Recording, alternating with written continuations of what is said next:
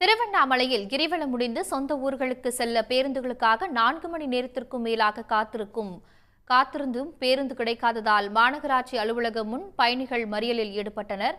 இது பற்றிய கூடுதல் தகவல்களுடன் இணைகிறார் செய்தியாளர் ஐயப்பன். விவரம். பஞ்சபூத ஸ்தலங்களில் அக்னிஸ்தலமாக விளங்கக்கூடிய திருவண்ணாமலையில் புரட்டாசி மாத பௌர்ணமியானது நேற்று காலை 11 மணிக்கு தொடங்கி இன்று காலை 9:10க்கு நிறைவடைந்தது. குறிப்பாக நேற்று அரசு விடுமுறை தினம் என்பதால் திருவண்ணாமலைக்கு பல லட்சக்கணக்கான பக்தர்கள் திருவண்ணாமலையில் நேற்று இரவு குவிந்து கிரிவல பாதையில் கிரிவலம் மேற்கொண்டு தங்கள் பகுதிகளுக்கு செல்ல முயற்சித்தனர். குறிப்பாக மாவட்ட நிர்வாகத்தின் சார்பில் 9 தற்காலிக பேருந்து நிலையங்கள் அமைக்கப்பட்டிருந்தது.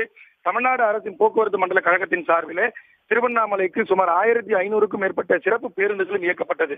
குறிப்பாக திருவண்ணாமலை மாநகராட்சி அலுவலகம் எதிரே ஒரு தற்காலிக பேருந்து நிலையம், அதாவது திருச்சி மார்க்கமாக செல்லக்கூடிய அனைத்து பேருந்துகளுக்கும் அங்கே தற்காலிக பேருந்து நிலையம் அமைக்கப்பட்டிருந்தது.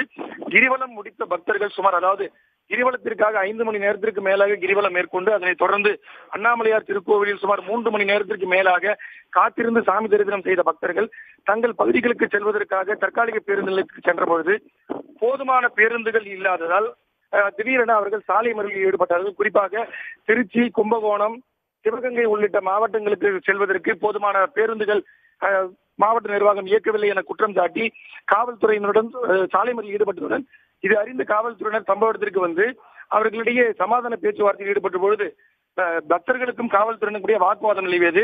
அதனைத் தொடர்ந்து போக்குவரத்து கழக அலுவலர்கள் சம்பவ இடத்திற்கு வருகை தந்து உடனடியாக சாலை மறியலில் ஈடுபட்டவர்களுக்கு பேருந்து வசதியை ஏற்படுத்தி கொடுத்தவுடன் சாலை மறியலில் கைவிட்டு பக்தர்கள் கலைந்து சென்றனர்.